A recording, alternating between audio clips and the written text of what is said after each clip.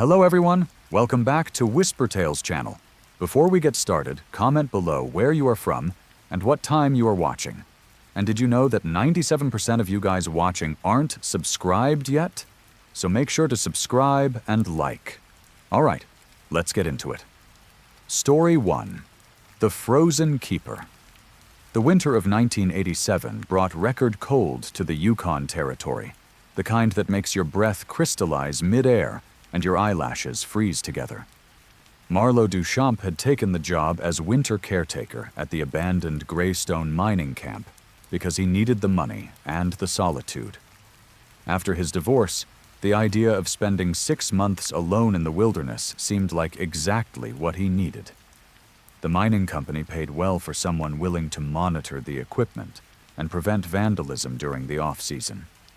The camp sat 40 miles from the nearest town, accessible only by snowmobile once the roads became impassable. They'd stocked the main cabin with enough supplies for 8 months, just in case. Marlo arrived in early November, just as the first major snowfall began. The helicopter pilot who dropped him off seemed eager to leave. "You sure about this?" the pilot asked, eyeing the darkening sky. "It's not too late to change your mind." "I'm sure," Marlo said, hauling his duffel bag from the helicopter. "I'll see you in April." The first month passed uneventfully.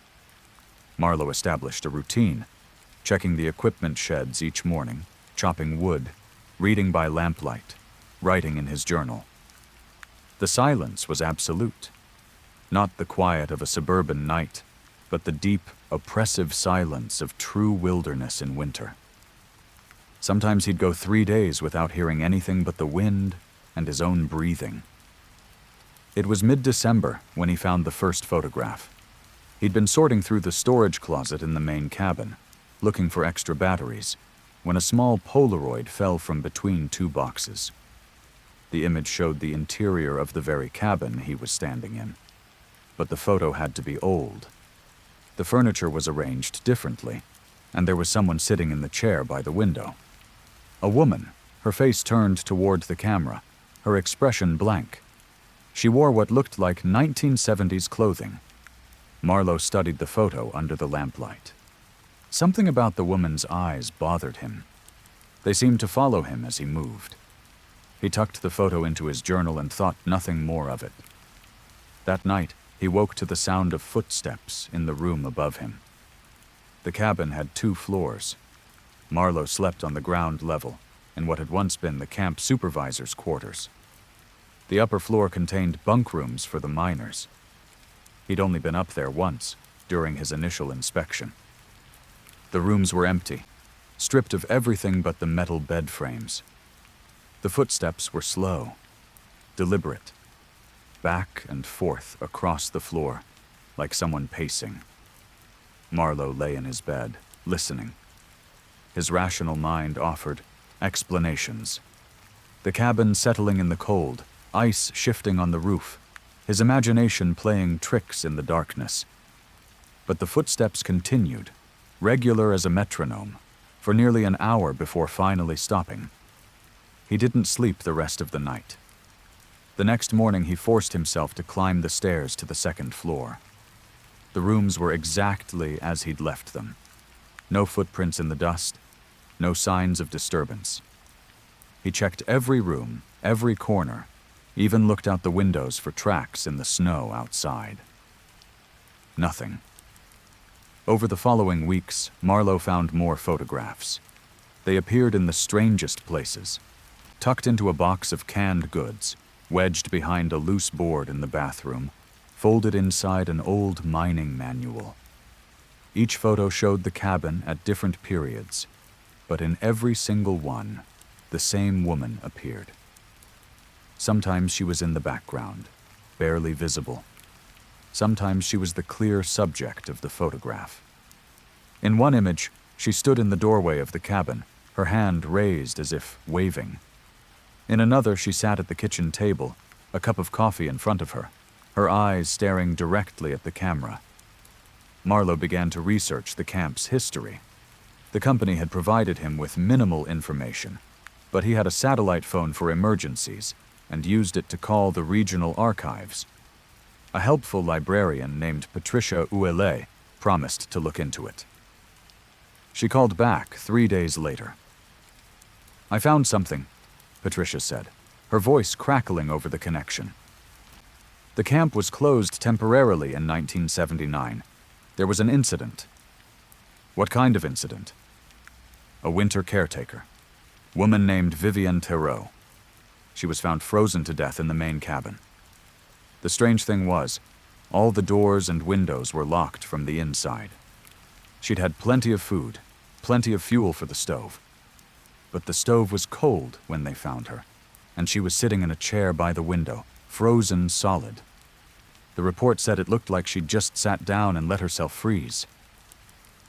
Marlowe felt his stomach drop. Did the report mention why? No official cause was ever determined, but there were notes from the crew that found her. They said her eyes were open, and she was staring at something. They said the look on her face was pure terror. That night, the footsteps returned. But this time, they didn't stop on the second floor. Marlowe heard them descend the stairs, one slow step at a time. He sat up in bed, his heart hammering, watching the door to his room. The footsteps stopped just outside. The doorknob began to turn. Marlowe wanted to scream, wanted to run, but he was frozen in place, unable to move. The door creaked open slowly, revealing the dark hallway beyond. For a moment, nothing happened. Then he saw her. Vivienne Theroux stood in the doorway, exactly as she appeared in the photographs. Her skin was gray and crystalline, covered in frost. Ice crystals clung to her hair and eyelashes. Her lips were blue, but they moved, trying to form words. No sound came out, only a faint whistling, like wind through a crack in a wall. She raised one hand, pointing at Marlowe, then pointed past him, toward the window.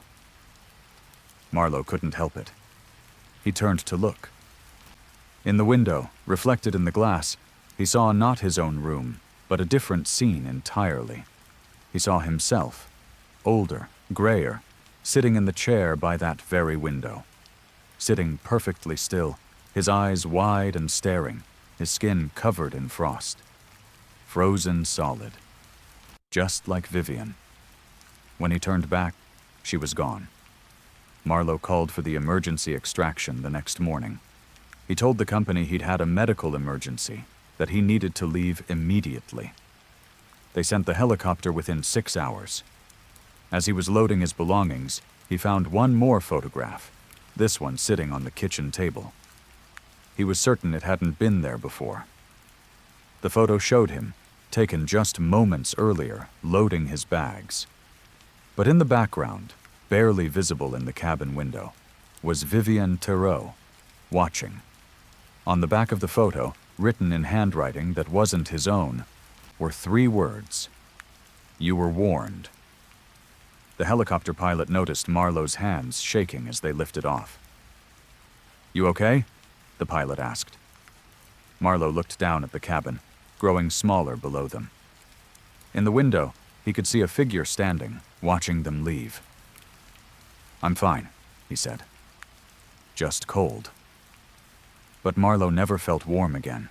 Even back in civilization, even in the heat of summer, he felt the cold in his bones.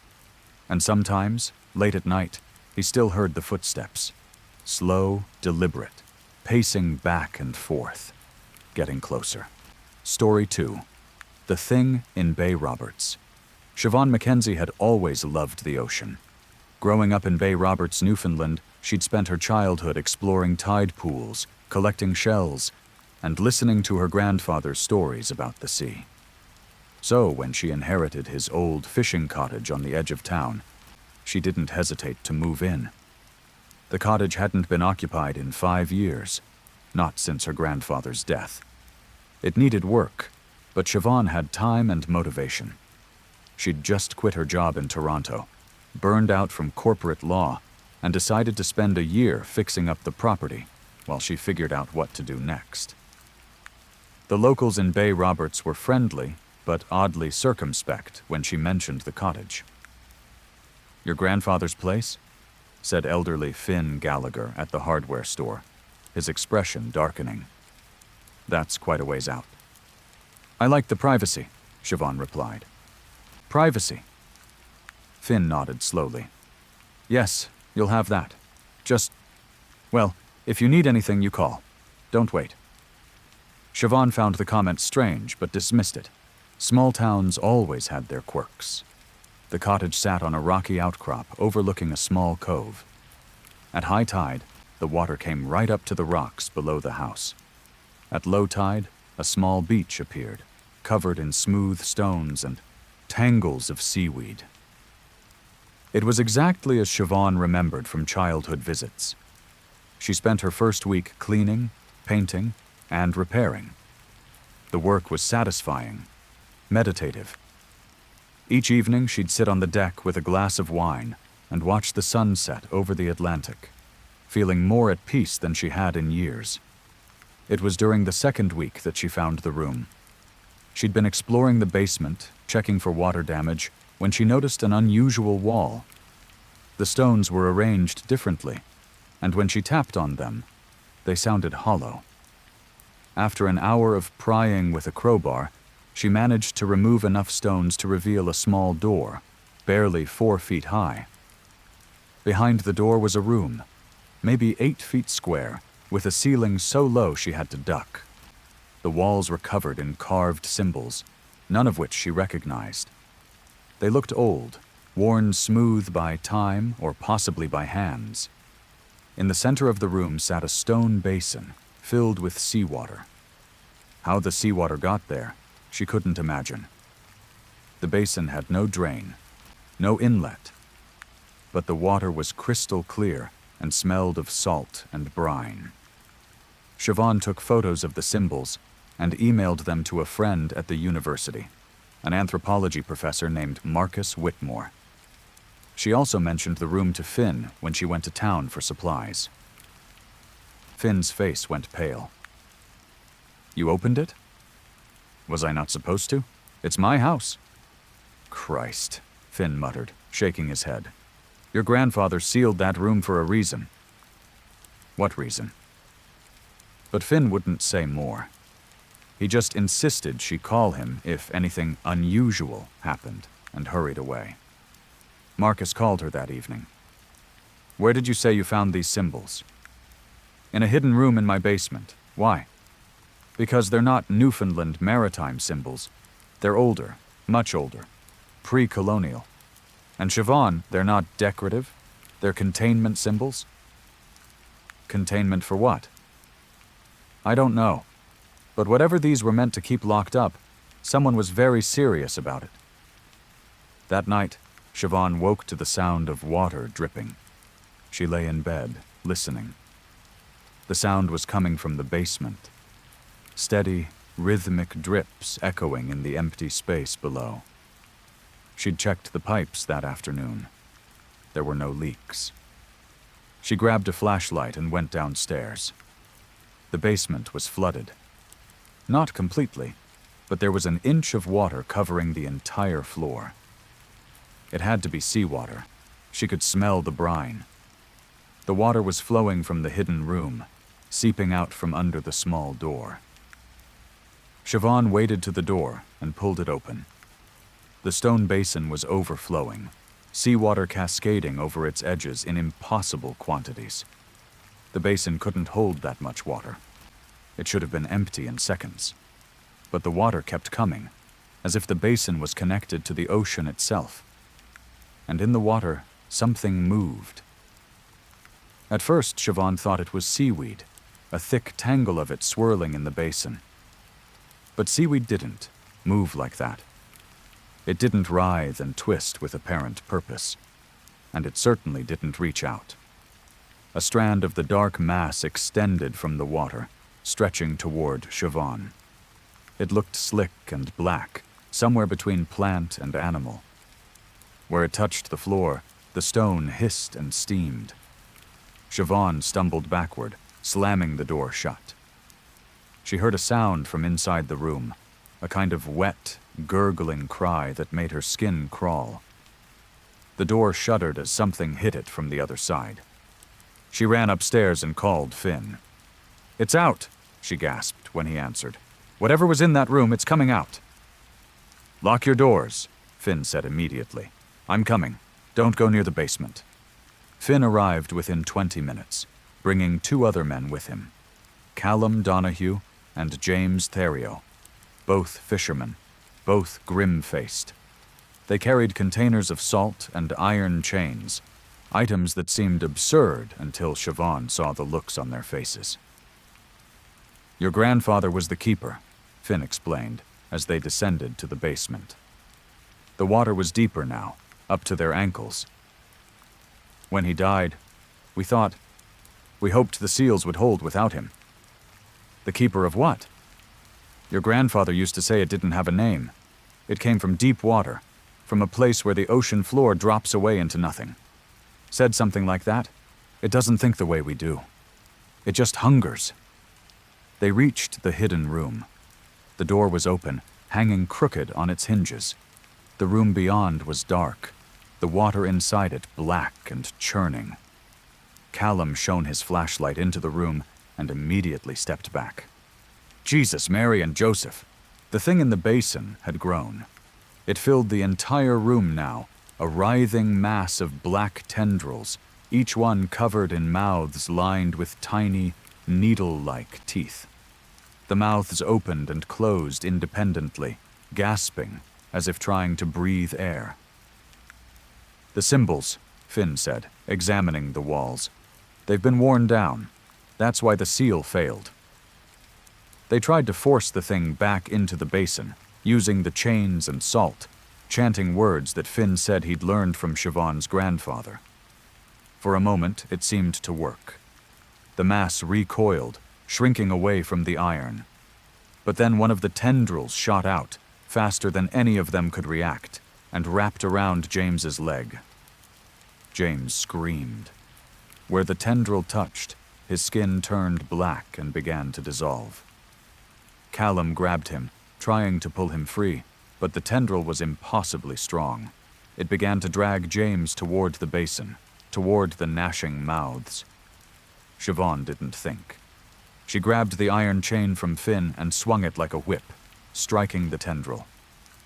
The thing let out that gurgling cry again, and the tendril released James, who collapsed on the floor, his leg a ruin of dissolved flesh and exposed bone. "We need to recarve the symbols," Finn shouted over the noise. The thing was thrashing now, filling the basement with its tendrils, searching for them in the dark water. "It's the only way to seal it again." "How?" Siobhan demanded. "Blood and stone, the old way." They worked frantically, using knives to carve the symbols back into the walls while fighting off the tendrils. Siobhan cut her palm and pressed her bleeding hand to each completed symbol, just as Finn instructed. Each time she did, the symbol glowed faintly with a bluish light. The thing seemed to sense what they were doing. It became more aggressive, its attacks more focused. A tendril caught Callum across the chest, leaving a long, burning wound. Another nearly got Finn, missing his face by inches. Finally, with the last symbol carved and sealed with blood, the room began to change. The water started to drain, flowing back into the basin in defiance of physics. The tendrils were pulled back, one by one, sucked down into the impossible depths below. The thing fought it. As it was dragged back, the mouths all opened at once and screamed, a sound like 1,000 drowning voices crying out in unison. Then, with a sound like a drain opening, it was gone. The water disappeared, and the basin sat empty and innocent in the center of the room. The door sealed itself, the stones grinding back into place as if moved by invisible hands. They got James to the hospital, but he lost the leg. The official story was a boating accident. No one questioned it. In Bay Roberts, some things were understood without being spoken. Siobhan stayed in the cottage.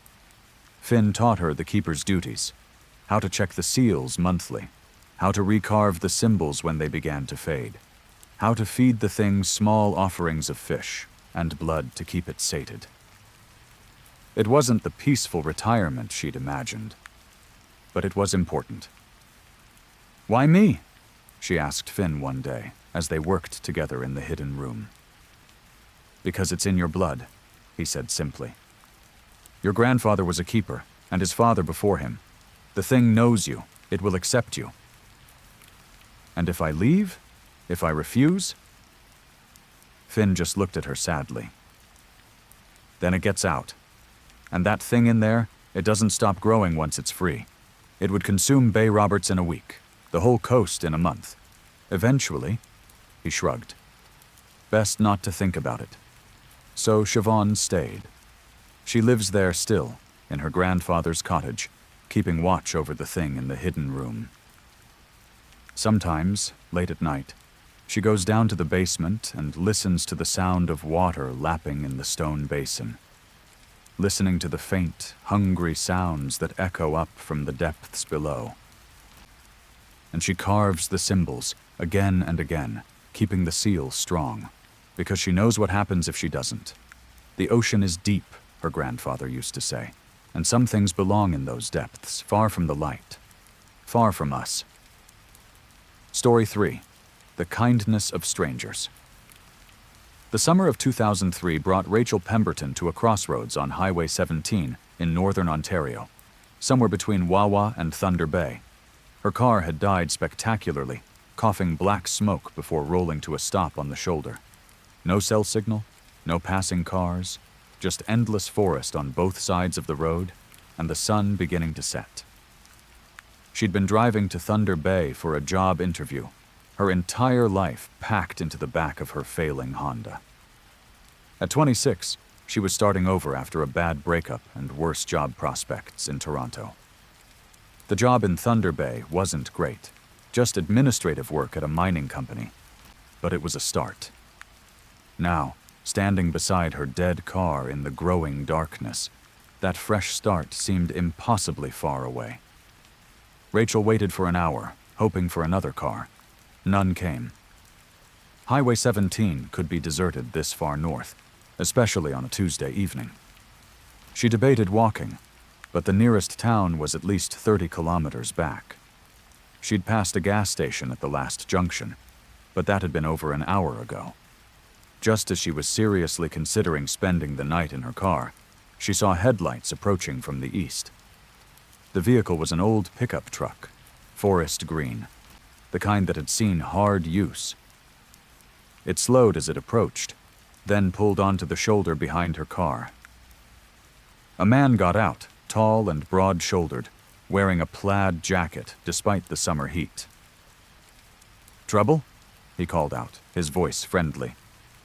"Car died," Rachel said, trying to sound confident rather than desperate. "I don't suppose you have a cell phone?" "No signal out here," the man said, walking closer. He had a kind face, weathered by sun and age, probably in his 50s. "I'm Decker Foy. I live about 10 kilometers up the road. I can give you a lift to my place. You can use my landline to call for a tow." Rachel hesitated. Every warning she'd ever received about accepting rides from strangers flashed through her mind. But what choice did she have? It was getting dark, and she was alone on a deserted highway. "That would be great," she said finally. "Thank you so much." Decker helped her grab her important belongings from the car, and they loaded them into the back of his truck. As they drove, he made pleasant conversation, asking where she was headed, what brought her to northern Ontario. Rachel found herself relaxing. He seemed genuinely nice, a good Samaritan helping out a stranded traveler. "My wife Margot will be happy to have company," Decker said. "We don't get many visitors out here." The house appeared suddenly, set back from the road down a long driveway. It was larger than Rachel expected, a 2-story farmhouse with a wraparound porch. Lights glowed warmly in the windows. It looked welcoming. comfortable. Margot Foy met them at the door. She was small and blonde, probably in her early 40s, with a bright smile and flower on her apron. "Oh, you poor thing," she exclaimed when Decker explained the situation. Come in, come in. You must be starving. I just made dinner." Rachel tried to protest, but Margot wouldn't hear it. Within minutes, Rachel found herself seated at a large dining table, a plate of pot roast and vegetables in front of her. The food smelled amazing, and she realized she hadn't eaten since breakfast. "You're too kind," Rachel said. "Really, I just need to use your phone." "Of course," Decker said. "But eat first. The tow companies around here, they're not exactly rushing to get anywhere at this hour. Might as well have a proper meal." The food was delicious. As Rachel ate, she looked around the dining room. It was decorated in a rustic style, with antique furniture and family photos covering the walls. She noticed several photos of a young woman, blonde like Margot, in various stages of growing up. In the most recent photo, the woman looked to be in her early 20s. "Your daughter?" Rachel asked, nodding toward the photos. Margot's smile faltered for just a moment. "Yes, Colette. She's away at school." There was something odd in Margot's tone, but Rachel couldn't place it. Before she could think more about it, Decker stood up. "I'll go make that call for you," he said, collecting the plates. "Why don't you relax in the living room? Margot will get you some coffee."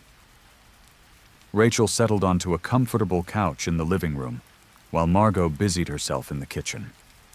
She could hear Decker's voice from another room, speaking on the phone, though she couldn't make out the words. She noticed more photos in the living room. All of them featured Colette at various ages: birthday parties, graduations, holidays. But something about the photos bothered Rachel. The clothes Colette wore in the pictures looked dated. Not vintage or retro, but actually old. In one photo, Colette wore a t-shirt with a logo for a movie Rachel remembered from the late 1990s. Margot returned with coffee, served in delicate china cups. "Your daughter seems lovely," Rachel said, accepting the cup. "What's she studying?" Margot's hands trembled slightly as she poured her own coffee. She wanted to be a teacher. She loved children. Wanted. Past tense. Rachel felt a chill despite the warmth of the room. Decker returned, his expression apologetic. "I'm afraid the tow company can't get anyone out here until tomorrow morning. The nearest driver is on another call. But you're welcome to stay the night. We have a guest room." "Oh, I couldn't impose," Rachel said automatically, though the thought of trying to find alternative accommodations in the middle of nowhere wasn't appealing. "Nonsense," Margot said firmly. "We insist. It's no trouble at all." Rachel found herself accepting. What choice did she have? And they seemed like genuinely nice people, even if there was something slightly off about the house, about the way they talked about their daughter. The guest room was comfortable, decorated in soft pastels. It reminded Rachel of a teenage girl's room, actually. The furniture was white wicker, and there were stuffed animals on a shelf. When she mentioned this to Margot, who was showing her where the bathroom was, Margot's smile became strained. "This was Colette's room," she said softly. "We haven't changed it." Rachel wanted to ask more, but something in Margot's expression stopped her. Instead, she thanked her hosts again and closed the door. She tried to sleep, but her mind kept racing. Something felt wrong, though she couldn't articulate what. The house was too quiet. The way Margot and Decker spoke about Colette, always in the past tense or in vague terms about her being away. The photos that looked increasingly dated the more she thought about them. Around midnight, Rachel heard voices downstairs. She crept to her door and opened it a crack, listening. "She's perfect," Margot was saying, her voice thick with emotion. She's exactly the right age, exactly the right look. I know, Decker replied, but we have to be careful. We can't rush this. It's been 15 years, Decker. 15 years. I can't wait anymore. Rachel's blood ran cold. She quietly closed the door and looked around the room, her heart pounding. She noticed things she hadn't seen before. A diary on the desk, a hairbrush on the dresser with strands of blonde hair in it, a calendar on the wall, dated 1988. With shaking hands, Rachel opened the diary. The entries were written in teenage handwriting, full of the usual concerns about school and boys and friends. The last entry was dated June 15th, 1988. Today is graduation. Mom and Dad are so proud. I can't wait to go to university in the fall. The whole world is ahead of me. Rachel flipped frantically through the rest of the diary. Blank pages, dozens of them, waiting for entries that never came. She searched the room more carefully now, trying to be quiet. In the closet, she found clothes. Lots of them. All in different sizes, different styles, spanning different eras. Some looked like they were from the 1980s. Others were more recent. But they all seemed to be for young women, all roughly the same size. In a box at the back of the closet, hidden under a blanket, Rachel found a collection of driver's licenses. At least a dozen of them. All for different women. All in their 20s. All blonde. None of the names were Colette Foy. Rachel's hands trembled as she examined them. The dates ranged from 1989 to 2002. Different women, but they all had something in common. They all looked remarkably similar to the photos of Colette on the walls downstairs. She heard footsteps on the stairs. Rachel shoved the licenses back into the box and stood up, her mind racing. The footsteps stopped outside her door.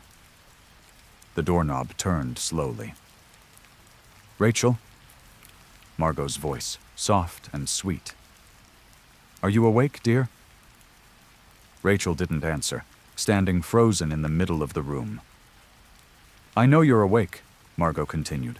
I can hear you moving around. Why don't you open the door? We should talk. I'm tired, Rachel managed to say, her voice sounding weak to her own ears. I was just getting ready for bed. Of course you were. There was a pause. You know, Rachel, you look so much like her. Like our Colette. You have the same hair, the same sweet face. When Decker told me he'd found you on the road, I thought it was a sign. Rachel looked frantically around the room for a weapon, for an escape. The window was on the second floor. She could try to make it to the bathroom, lock herself in. But what then? Colette left us 15 years ago, Margot continued, her voice taking on a dreamy quality.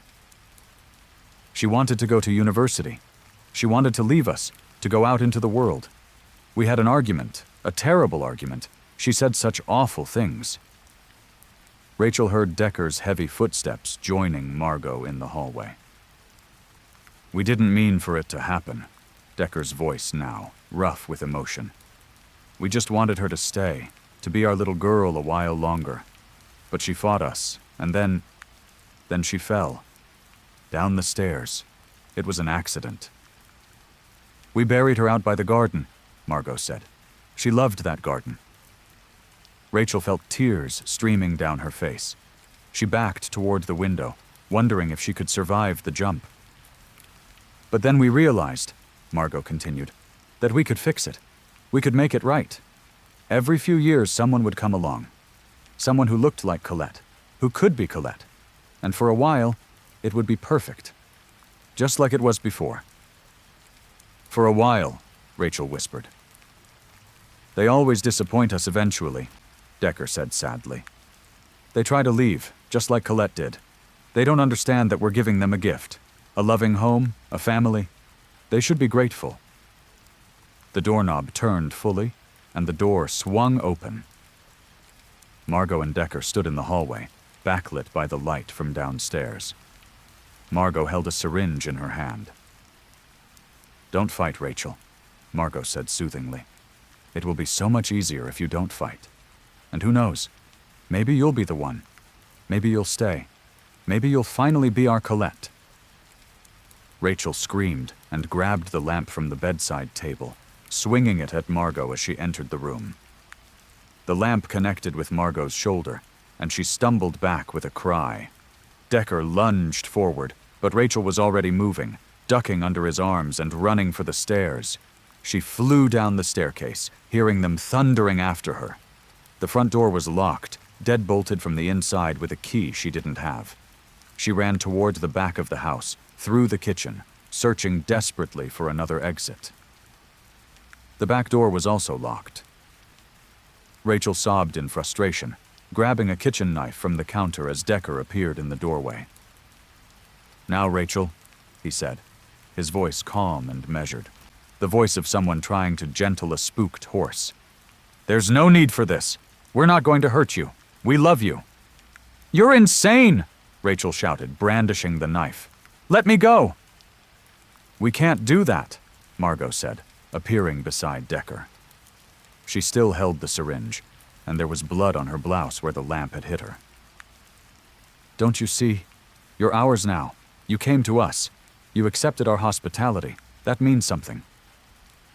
Rachel realized that the knife wasn't going to be enough. They were both bigger than her, and there were two of them. She needed a different strategy. "Okay," she said, lowering the knife slightly. "Okay, you're right. I'm sorry I panicked. I need a minute to process this. It's a lot to take in." Margot's face lit up with hope. "Do you mean it? You'll stay?" "I'll try," Rachel lied. "I just need... Can I have some water? Please?" It was a gambit, but it worked. Margot, eager to believe that Rachel was coming around, nodded and moved toward the sink. The moment her back was turned, Rachel bolted for the window above the sink, smashing it with the knife handle and throwing herself through the broken glass. She hit the ground outside and ran, ignoring the cuts on her arms from the glass, ignoring Decker's roar of rage behind her. The driveway was too far, too exposed. Instead, she plunged into the woods beside the house. The forest at night was a nightmare of grasping branches and unseen obstacles. Rachel ran blindly, hearing Decker crashing through the brush behind her. A flashlight beam swept through the trees, searching for her. "Rachel!" Margot's voice, echoing through the darkness. "Please come back! We're your family now!" Rachel kept running until her lungs burned and her legs felt like they would give out. She had no idea which direction she was going, but away was all that mattered. Eventually, the sounds of pursuit faded. She collapsed behind a fallen tree, trying to catch her breath, trying not to cry loud enough to give away her position. She waited there for hours, shivering in the cold night air, listening to the foys calling her name in the distance. Eventually, their voices faded away. When the sun finally rose, Rachel oriented herself by its position and began walking west toward where she thought the highway might be. It took her most of the morning, but she eventually emerged from the woods onto a stretch of road. Not Highway 17, but a smaller road. She followed it until she found a farmhouse. The family who lived there called the police. Rachel told them everything, though she could see the skepticism in the officer's eyes. But when they checked the Foy house, they found the garden Margot had mentioned. Under the flowers, they found 12 bodies. Young women, all blonde, all in their 20s, all carefully preserved and dressed in clothes from different eras. Colette Foy was buried there too, in a separate grave marked with a small stone angel. Decker and Margot Foy were never found. Their truck was discovered abandoned near the Manitoba border, but they seem to have vanished. Some say they're still out there, still looking for a replacement for the daughter they lost, still picking up stranded travelers on lonely highways. Rachel never drove Highway 17 again. She never took that job in Thunder Bay. Even now, years later, she thinks about that night. about how close she came to becoming just another photo on the Foy's wall. Another disappeared woman that one would find for years. And sometimes, when she sees a green pickup truck, her heart starts racing, and she has to pull over until it passes. Because she knows that the kindness of strangers can hide the darkest intentions, and that some families will do anything to stay together, even if it means taking people who don't belong to them, even if it means murder. Story 4. The Artist of Moose Jaw. The winter of 1996 brought Quincy LaChance to Moose Jaw, Saskatchewan, with a reputation that preceded him and a portfolio that promised greatness. He was a sculptor, trained in Montreal, who specialized in what he called existential realism. Hyper-realistic human figures that captured not just the physical form, but some essential quality of the person's soul. His work commanded impressive prices in Toronto and Montreal galleries. Critics called him a genius. He was barely 30 years old. Quincy rented an old warehouse on the edge of Moose Jaw for his studio, attracted by the cheap rent and the isolation. He told people he needed space to work on his masterpiece, a collection of 50 life-size sculptures that would represent the human condition in all its complexity. The people of Moose Jaw were initially excited to have an artist of his caliber in town. The local paper ran a profile. The mayor talked about putting his work on public display. Quincy gave interviews where he spoke eloquently about his vision, his process, his commitment to capturing the true essence of humanity. Petra Ducharme was a waitress at the diner across from Quincy's studio. She remembered the first time she met him. He was polite, she recalled years later. Soft-spoken. He'd come in every morning for coffee and eggs, always sat at the same booth. He'd sketch people on napkins while he ate. When I asked to see, he'd show me, and they were incredible. He could capture someone's whole personality in just a few lines. Quincy became a fixture in Moose Jaw. People grew accustomed to seeing him around town, shopping for supplies, taking photographs of locals, always with his sketchbook. He was particularly interested in people who had, as he put it, interesting faces. The elderly, the weathered, those who showed their life experience in their features. Several locals agreed to sit for him, to be models for his sculptures. He paid well and was always professional. They'd go to his studio, pose for photographs and measurements, and leave. A few weeks later, Quincy would show them the finished sculpture, and they were always astounded. The sculptures didn't just look like them. They seemed to capture something deeper, something essential. It was like looking at myself from the outside, said Wendell Briggs, one of the first people to sit for Quincy. Not just my face, but my whole life somehow. Every hardship, every joy. It was beautiful and unsettling at the same time. Over the course of 6 months, Quincy completed nearly 40 sculptures. The warehouse, studio became crowded with figures, standing in various poses, their eyes seeming to follow visitors as they walked past. It should have felt like an art gallery, but there was something oppressive about the space. The sculptures were too real, too present. It was Petra who first noticed that something was wrong. People started going missing, she explained. Not a lot, and not all at once, but over the course of that year, maybe a dozen people vanished from Moose Jaw. The police said they'd probably just left town, moved away without telling anyone. Small-town people do that sometimes, but it seemed like a lot. The strange thing was, most of the missing people were ones who had sat for Quincy. Wendell Briggs disappeared in April. Nadine LaRose, who had posed in February, vanished in May. By July, 6 of Quincy's models had gone missing without a trace.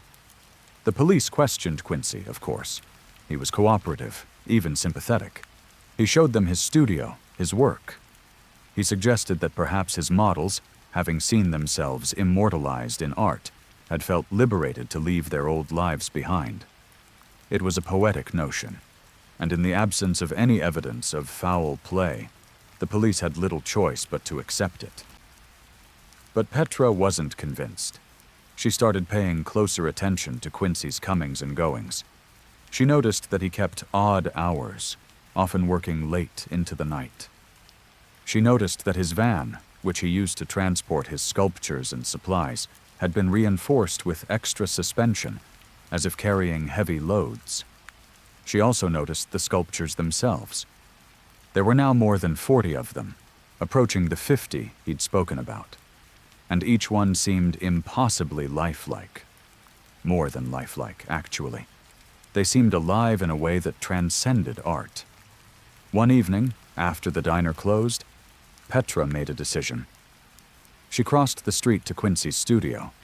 The lights were on, but the main door was locked. She went around back and found a window slightly ajar. Her heart pounding, she climbed through. The studio was dimmer than she'd expected, lit only by work lights in the far corner. The sculptures stood in rows, their painted eyes gleaming. Petra moved through them, feeling like she was walking through a crowd of silent watchers. She found Quincy in the back, working on a new piece. The sculpture was of a young woman, perhaps in her early 20s, with long, dark hair and delicate features. The detail was extraordinary. Every eyelash, every pore in the skin, perfectly rendered. Quincy was so focused on his work that he didn't hear Petra approach. She watched him for a moment, mesmerized by his process. He worked with various tools, scraping and molding, adding texture to the sculpture's surface. But something was wrong. The material he was working with didn't look like clay or plaster or any sculpting medium Petra recognized. It looked like skin. Petra must have made a sound, because Quincy suddenly turned around. His expression went through several rapid changes. Surprise, annoyance, then a forced calm. "Petra," he said, setting down his tools, "what are you doing here?" "I wanted to see your work," she said, trying to keep her voice steady. "The door was open." "Was it?" Quincy moved closer to her. "That was careless of me." Petra's eyes kept darting to the sculpture behind him. Something about it bothered her, beyond the unsettling realism. The woman's expression was one of terror, mouth slightly open, eyes wide. It wasn't the peaceful, contemplative expression of his other works. "She's beautiful," Petra said, nodding towards the sculpture. "Who is she?" "A traveler," Quincy said. "She came through town last week. I convinced her to sit for me before she moved on." "And where is she now?" "Moved on," Quincy said simply.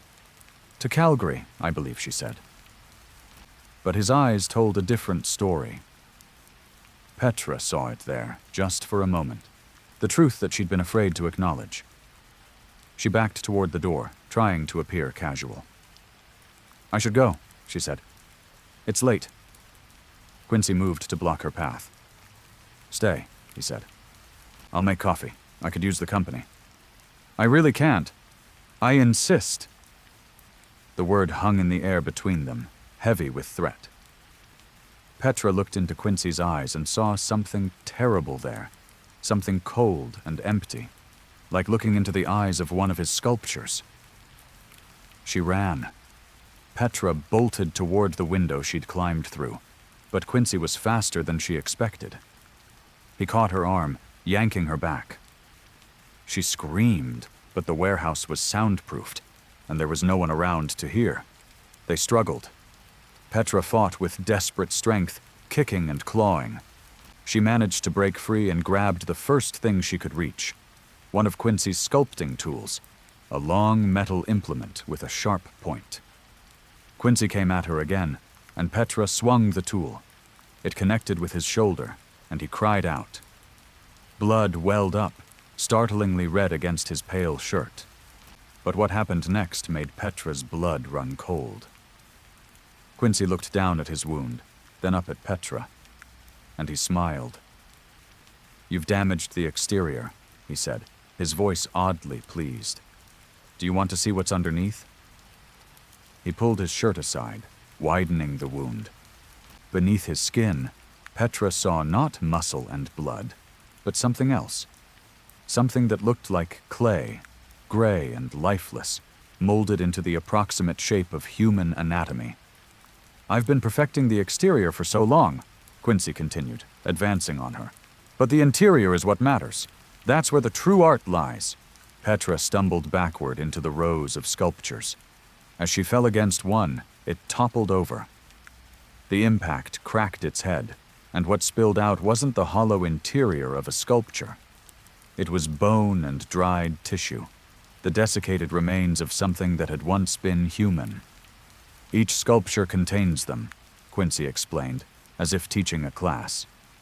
"The person who posed for it. Their body becomes the armature, the foundation. I build on top of it, layer by layer, until the exterior perfectly reflects the interior. It's the only way to achieve true realism. The sculptures aren't just representations of people. They are people." Petra vomited, her mind reeling.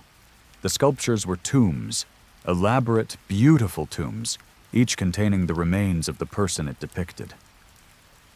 "It started as an accident," Quincy continued, conversational now. "My first model, in Montreal, she died during a session. Heart attack. I was going to call the police, but then I looked at her, really looked, and I realized what an opportunity I had. To create something truly alive, I needed to start with life. Or what was recently alive, anyway." He reached for Petra again, but she scrambled away, using the sculptures as obstacles between them. Her hand brushed against one as she passed, and she felt it. Warmth. The sculptures were warm, as if there was still life inside them, slowly fading. "The first few were crude," Quincy said, stalking her through the forest of figures. "I hadn't perfected the preservation process. They'd decay too quickly, and the sculptures would begin to smell. But I've gotten better. These will last for centuries now. My masterpiece will outlive me by generations." Petra made it to the main door and yanked on it, but it was locked with a deadbolt that required a key. She could hear Quincy getting closer, his footsteps unhurried. He knew she was trapped. Her eyes fell on a shelf of supplies, including several large containers. One was labeled acetone. Without thinking, she grabbed it and spun around just as Quincy reached for her. She splashed the contents directly into his face. Quincy screamed, a sound of rage rather than pain. The acetone had washed away part of his face, revealing the clay beneath. But more than that, it had begun to dissolve the clay itself, melting it like wax. Petra watched in horror as Quincy's false face began to slough off, revealing the skull beneath. Not a human skull, but something else. Something hollow and wrong, like a framework made of bone and wire, animated by something that should not exist. "What are you?" Petra whispered. Quincy's remaining mouth twisted into a grotesque smile. "An artist," he said, his voice now distorted, coming from somewhere deep inside the collapsing sculpture of his body. "The greatest artist who ever lived. I create life from death. I make people immortal." His body was falling apart now, the acetone having done more damage than Petra had intended. She watched as the thing inside the Quincy sculpture tried to pull itself together, tried to maintain the illusion of humanity. But it was failing. The other sculptures in the room began to move. Not much, just small movements, a finger twitching, an eyelid fluttering, as if whatever animated Quincy was connected to all of them, and its death throes were disturbing them as well. Petra found a fire extinguisher mounted on the wall. She didn't think about it. She just grabbed it and brought it down on what remained of Quincy's head, again and again, until the skull frame shattered and the thing inside stopped moving. The warehouse fell silent. The sculptures became still again, but now they looked different to Petra. Not like art, but like what they truly were. Elaborate coffins, each containing someone who had come to Quincy seeking to be immortalized and found something far worse than death. Petra called the police from Quincy's office phone. She told them everything, though she knew they wouldn't believe her. When they arrived, she showed them the sculptures, showed them how, if you looked closely, you could see the seams where the outer layer was built onto something else. Showed them the one that had broken, with its terrible contents. It took the police 3 days to carefully dismantle all 47 sculptures. Inside each one, they found human remains, carefully preserved and incorporated into the structure of the artwork. DNA testing identified most of the victims. The missing people from Moose Jaw, plus others from Montreal, Ottawa, and various other cities Quincy had passed through over the years. Quincy's own body was an enigma. The remains they found inside the shattered sculpture were human, DNA identified as Quincy LeChance. But the construction around it suggested that Quincy had somehow turned himself into one of his own works, building a false body around his own corpse, animating it through some process that no one could explain. The official report called it a case of severe mental illness, the work of a disturbed individual who had developed an elaborate delusion about his art. The reports mentioned nothing about the way the sculptures had moved, about what Petra had seen beneath Quincy's skin.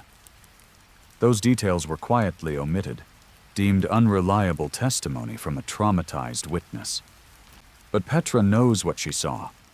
She knows that whatever Quincy LeChance had become, it wasn't entirely human. And sometimes, late at night, she wonders if there are others like him. Other artists, other creators, who have found ways to blur the line between art and life, between sculpture and soul. The warehouse was demolished. The sculptures that could be identified were returned to their families for proper burial. The others were cremated, their ashes scattered. But Petra still can't look at realistic sculptures without feeling a chill, without wondering what might be inside them, what terrible secret they might contain. Because she learned that some art is not meant to capture life, but to trap it, to imprison it forever in a beautiful shell. And that the most realistic art of all might be the most monstrous. Story 5. The Sounds Below Montreal. In the summer of 2008, sound engineer Harrison Thorne was hired by the Montreal Transit Corporation to investigate strange acoustic anomalies in the subway system. Commuters had been complaining about unusual sounds echoing through certain stations, particularly late at night. Voices speaking in unknown languages, music that seemed to come from nowhere, and a low, rhythmic thumping that made people feel uneasy. Harrison specialized in architectural acoustics and had worked on similar cases before, usually discovering that the mysterious sounds were simply normal noises distorted by unusual acoustic properties of underground spaces. He expected this case to be no different. He was wrong. Harrison started his investigation at Barrie Yukon Station, where the most complaints had been filed. He arrived after midnight, when the train stopped running and the station was empty. His assistant, Félicie Marchand, met him there with recording equipment and structural plans of the station. According to the complaints, Félicie explained, spreading maps across a bench, the sounds are most pronounced in the connecting tunnel between the orange and green lines. People say they hear voices, sometimes singing. They set up sensitive microphones throughout the tunnel and began recording. For the first hour, they heard nothing unusual, just the ambient sounds of a large underground structure. Water dripping, air circulation, the settling of concrete. Then, just after 1 a.m, Harrison's equipment picked up something. It started as a faint humming, barely audible. But as Harrison adjusted the gain on his recorder, the humming resolved into something more complex. It sounded like multiple voices, speaking or singing in unison, but the language was unlike anything Harrison had heard before. The tones were wrong, the phonemes impossible for human vocal cords to produce. "Are you hearing this?" Harrison asked Félicie, who was monitoring the secondary recording station. "I hear it," she confirmed, her face pale in the dim emergency lighting. "But Harrison, according to the acoustic analysis, that sound isn't coming from anywhere in this tunnel. It's coming from below us." Harrison checked the structural plans. According to the official diagrams, there was nothing below this tunnel except soil and bedrock. The metro tunnels were among the deepest structures in Montreal, carved through solid rock. There shouldn't be anything beneath them. "There must be a mistake in the plans," Harrison said. "Maybe an old sewer line or abandoned utility tunnel." But as they continued to listen, the sound changed. The voices became more distinct, more urgent. And beneath them, Harrison heard that rhythmic thumping the commuters had mentioned. It sounded like someone beating on a drum, or something large moving with a regular, measured pace. Felicie was checking her equipment, her movements becoming frantic. "Harrison, this doesn't make sense. The sound is registering on all our microphones, but the acoustic triangulation says it's coming from at least 50 meters below us. That's impossible." Harrison made a decision. "I need to speak to someone familiar with the city's underground infrastructure. Someone who knows if there are any spaces beneath the metro that aren't on the official plans."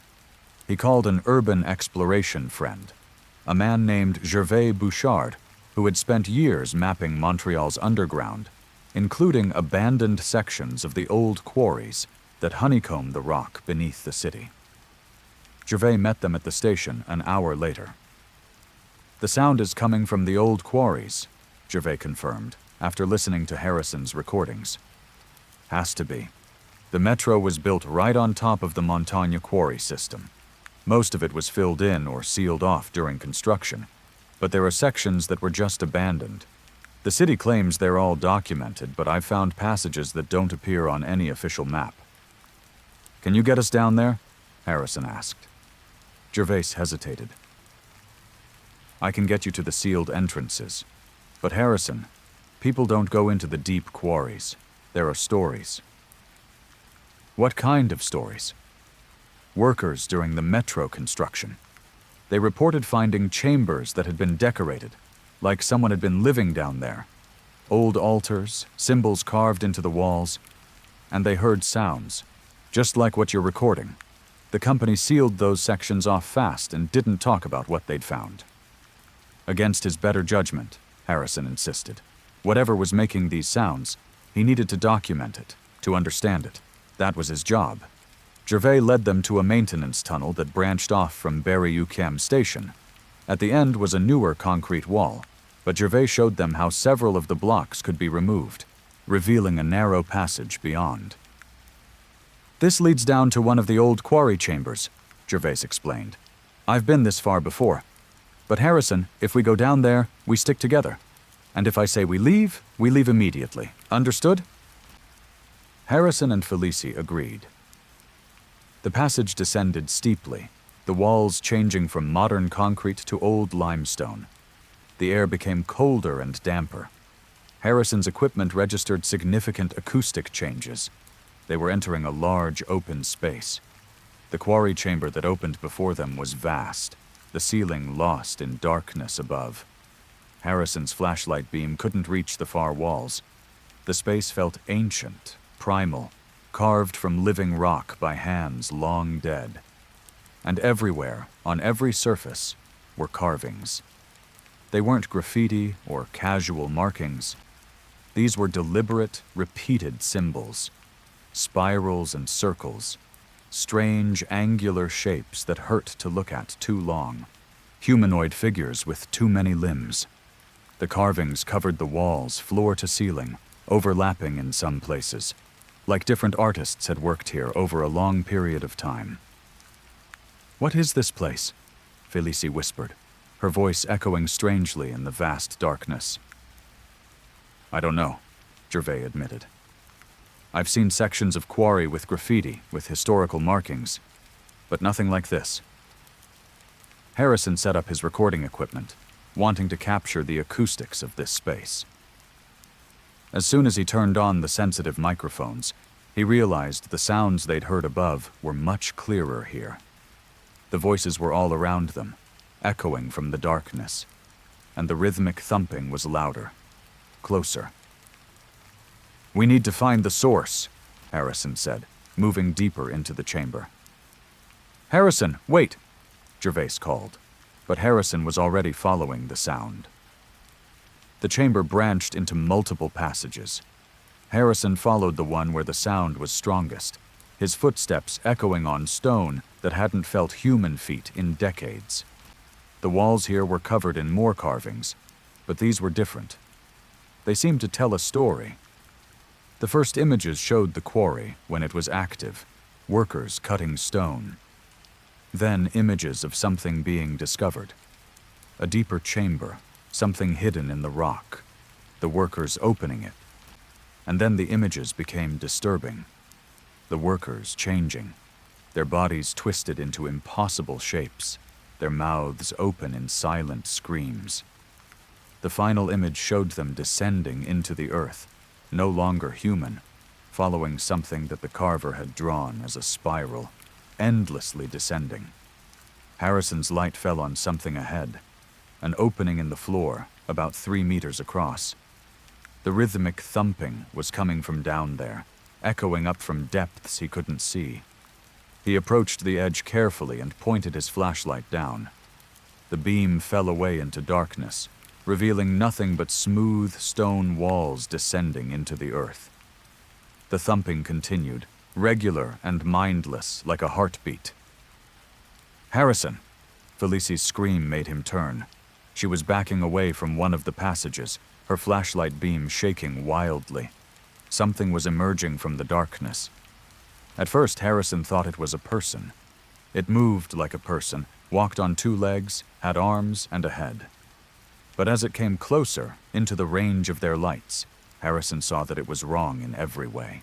Its proportions were distorted, limbs too long, joints bending in directions they shouldn't.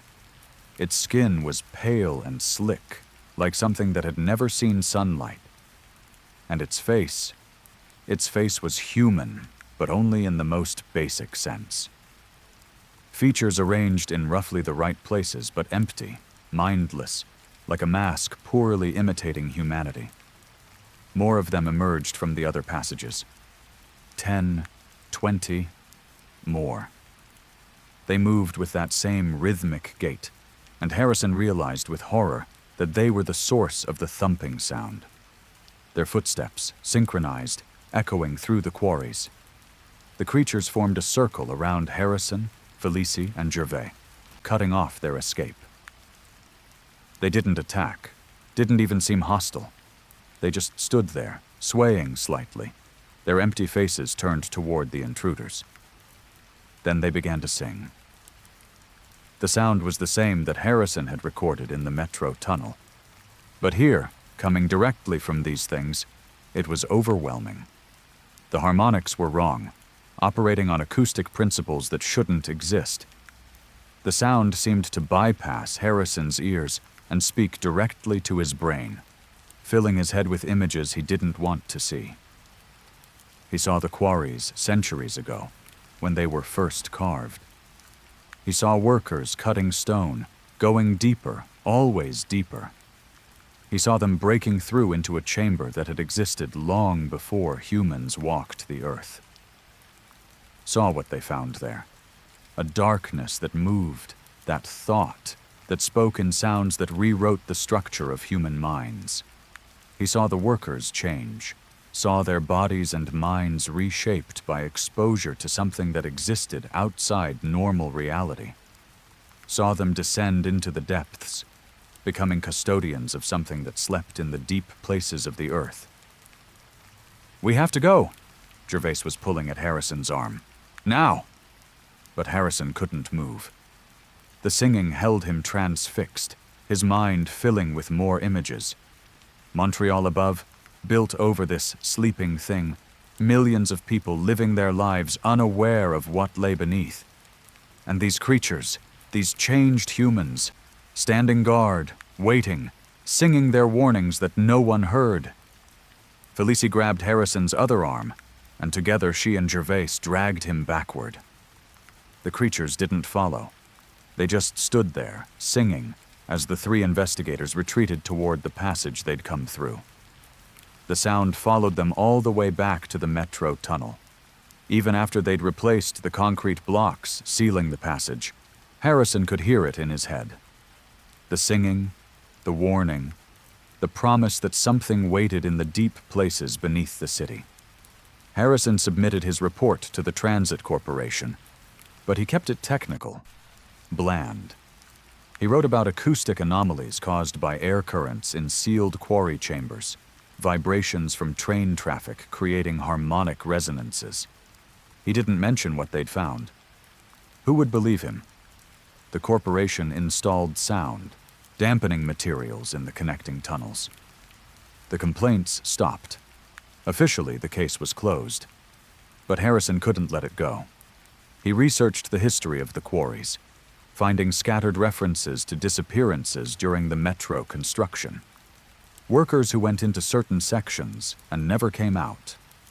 Foremen who reported their crews acting strangely, speaking in odd voices, before vanishing into the depths.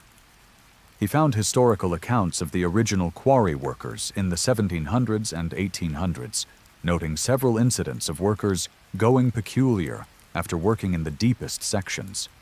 Some had been found wandering the streets, speaking in unknown languages. Others had simply disappeared. And he found older accounts still, from when Montreal was New France, of indigenous peoples warning the French settlers away from certain hills, saying there were things asleep in the earth that shouldn't be disturbed, saying that in the deep places there were guards who had been changed by their vigil, who were no longer quite human, who sang songs of warning that drove men mad. Harrison never returned to those quarries. But sometimes, late at night, when the city is quiet, he puts on headphones and listens to the recordings he made, listens to the singing, trying to understand the warning, because he knows now that Montreal is built on something ancient, something that sleeps in the rock beneath the city. And he knows that the creatures in the quarries are guards, warnings, changed humans who have taken on the burden of protecting the surface world from what lies below. The sounds that commuters hear in the metro aren't just acoustic anomalies. They're echoes of an older world, a deeper reality, seeping up through the rock. They're the song of the guards, warning us away from the deep places. And every time Harrison hears that sound in his recordings, he wonders, what happens if the guards fail? What happens if whatever sleeps in the deep earth wakes up? What happens to a city of millions built on top of a nightmare? He doesn't have answers. He just listens to the singing, night after night, hearing the warning that no one else can understand. And he hopes that the guards in the darkness never stop their vigil, never stop their eternal song. Because if they do, if they ever fall silent, Harrison suspects that everyone in Montreal will learn what's been sleeping beneath them all along. And by then, it will be too late to run. Story 6. The Disappearing Town. In the autumn of 1999, cartographer Lennox Whitmore was hired by the Alberta provincial government to update topographical maps of the Peace River region. The work was routine, verifying coordinates, checking for changes in geography, ensuring that roads and townships were accurately represented. During his survey, Lennox noticed something odd. On maps printed before 1965, there was a small town marked along Highway 64, roughly halfway between Grimshaw and Manning. The town was called Kestrel Ridge, and according to the older maps, it had several streets, a population of around 300, and the usual amenities of a small prairie town. But on every map printed after 1965, Kestrel Ridge simply didn't exist.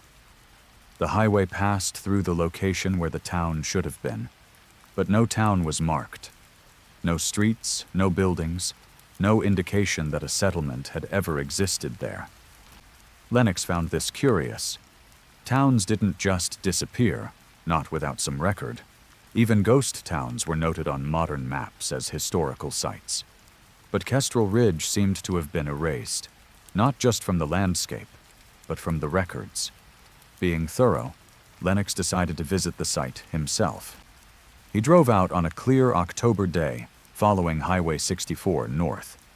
According to the coordinates from the old maps, Kestrel Ridge should have been right where the highway crossed Kestrel Creek, named for the birds that used to nest in the area. When Lennox arrived at the coordinates, he found nothing. Just empty prairie, rolling grassland dotted with the occasional copse of trees. The highway cut straight through, no signs of any settlement past or present. No foundations, no remnants of buildings, not even the grid pattern of old streets visible in the grass. It was as if the town had never existed. But Lennox was meticulous. He parked his truck and began walking the area with his GPS equipment and metal detector. If a town had once stood here, there would be evidence: metal debris, fragments of concrete, artifacts left behind. He found the first sign about 50 meters east of the highway. A rusted mailbox nearly buried in the soil, its post rotted away. The name painted on it was barely legible: Thorn. Encouraged, Lennox expanded his search.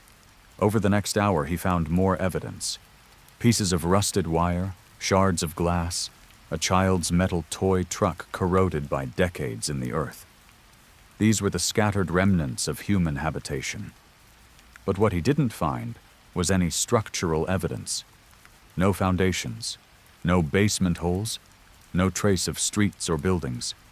Just scattered artifacts, as if someone had picked up an entire town and carried it away, leaving only what had fallen through their fingers.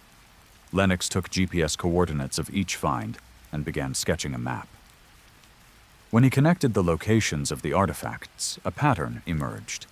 They outlined the footprint of a small town, matching the layout from the pre-1965 maps almost exactly. Kestrel Ridge had existed, but somehow it was gone.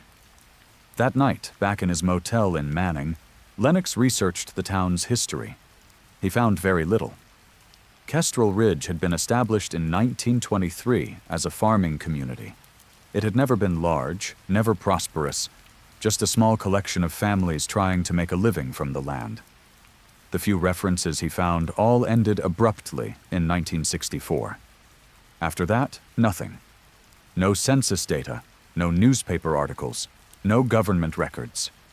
It was as if the town, and everyone in it, had simply ceased to exist. Lennox found one newspaper article from July 1964 in the Manning Gazette. It was brief, almost dismissive. Weather phenomena reported at Kestrel Ridge. Residents of the small community of Kestrel Ridge reported unusual atmospheric conditions on Tuesday evening, including green-tinged clouds and localized temperature fluctuations. Meteorologists from Edmonton are investigating. The highway through the area remains open. That was all. No follow-up articles. No explanation of what the atmospheric conditions might have been. Lennox decided to interview locals who might remember Kestrel Ridge. Most people he spoke to in Manning had never heard of the town.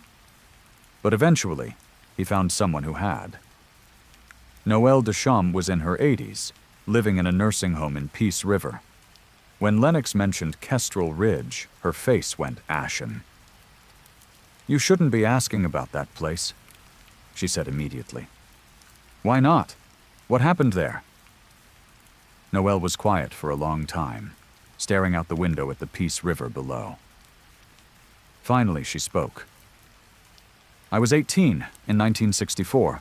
I had a friend who lived in Kestrel Ridge, a girl named Maris Halverson. We wrote letters back and forth. She told me about strange things happening that summer. Animals acting odd, people seeing lights in the sky at night, everyone feeling uneasy but not knowing why. Then, in July, Maris wrote me a letter. She said things were getting worse. People were seeing things that weren't there, or maybe seeing things that were there but shouldn't be. She said the sky was wrong, that when you looked up at night, the stars weren't in the right places. She said reality felt thin, like they were living in a photograph that was fading." Noelle's hands trembled as she continued. Her last letter arrived on July 23rd. She said everyone was preparing to leave. The government had sent people, men in suits who wouldn't explain what was happening. They were evacuating the town. Maris said she'd write again once they got to wherever they were being taken. I never heard from her again. I tried to call. No answer. I tried to drive out there. But when I got to where Kestrel Ridge should have been, there was nothing. Just empty land. I asked people what happened. No one would talk about it. Eventually, I stopped asking. What do you think happened? Lennox asked gently. Noelle looked at him with haunted eyes. I think something opened up there. A crack in the world. And when the government couldn't close it, they took everyone away and erased the town from existence. Better to have people think a place never existed than to admit they lost it to something they couldn't explain or control. Lennox thanked Noelle for her time and left, his mind racing. A crack in the world. It sounded like something from science fiction, but the evidence was there. A town that had existed and then didn't, with no explanation. He decided to try one more approach. He filed a Freedom of Information request with the federal government, asking for any records related to Kestrel Ridge, Alberta, from 1964. 6 weeks later, he received a response. Most of his request was denied on national security grounds, but he did receive one document, heavily redacted. It was dated August 12, 1964, from something called the Department of Anomalous Phenomena, a government agency Lennox had never heard of. The document was titled Final Report, Kestrel Ridge Incident. Most of the text was blacked out, but Lennox could read fragments. Spatial anomaly first detected July 19th. Expansion rate inconsistent with known physics. Evacuation completed July 28th. All residents relocated under redacted. Full containment achieved August 9th. Reality matrix stabilized. Recommendation: remove all records of settlement from public documents. Maintain monitoring station. Any future incursions. The rest was redacted. Lennox sat in his apartment, staring at the document. A spatial anomaly. Reality matrix. These weren't terms from standard government reports. He made one more trip to the site of Kestrel Ridge, bringing more sophisticated equipment this time. He set up sensors that could detect electromagnetic fluctuations, gravitational anomalies, any physical indication that something unusual had happened there. What he found disturbed him. The area where Kestrel Ridge had stood registered as a null zone. His equipment couldn't get proper readings. GPS coordinates flickered and changed. Compass needles spun uselessly. It was as if the normal laws of physics were slightly off in that specific location. And when Lennox stood in the exact center of where the town had been, he felt it. A sensation of wrongness, of being in a place that existed between moments. Time felt unstable. He'd look at his watch and find that minutes had passed when he'd only stood there for seconds, or hours had passed when it should have been minutes. Worse, he began to see things. Translucent images superimposed over the empty prairie. Buildings that weren't quite there. People walking streets that didn't exist. They flickered in and out of visibility, like a badly tuned television signal. He saw a woman hanging laundry, her figure ghostly and transparent. He saw children playing in a yard that existed in two places at once. He saw a man standing in the middle of the road, looking directly at Lennox, his mouth moving as if speaking, but no sound reaching across the gap between their realities. Lennox ran back to his truck and drove away, not stopping until he was miles down the highway. He never returned to the site. He submitted his updated maps to the government, noting the area as unsuitable for development due to unstable geological conditions. He didn't mention what he'd really found, but Lennox continued his research from a safe distance. He found evidence of other places like Kestrel Ridge, small communities that had existed and then didn't, erased from records, removed from maps. There was a pattern, a handful of cases scattered across Canada over the decades. In Saskatchewan, a village called Mercy Point. In northern Quebec, a hamlet named St. Clair des Eaux. In British Columbia, a logging camp called Stillwater. All gone, all erased, all with the same fragmentary evidence of unusual phenomena before their disappearance. Lennox compiled his findings into a report that he submitted to various government agencies. He never received a response. But 6 months later, he was contacted by someone claiming to be from the Department of Natural Resources, asking him to attend a meeting. The meeting was in an unmarked building in Ottawa. The men who interviewed him never gave their names. They asked Lennox what he'd found at Kestrel Ridge, what he'd experienced, what he'd published. "Nothing," Lennox lied.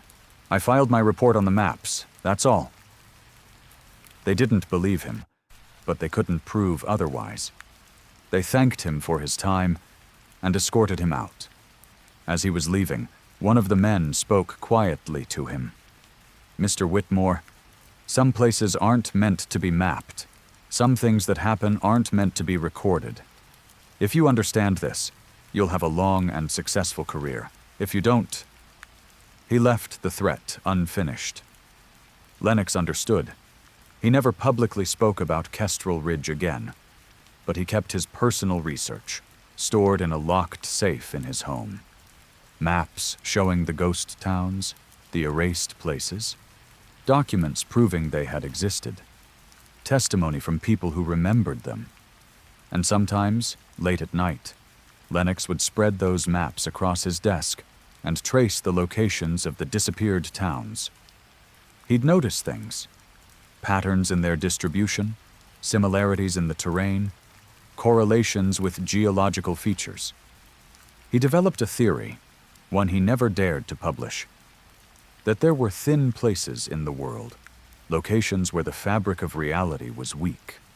And in rare circumstances, those thin places could tear, creating gaps where the normal rules of existence didn't apply.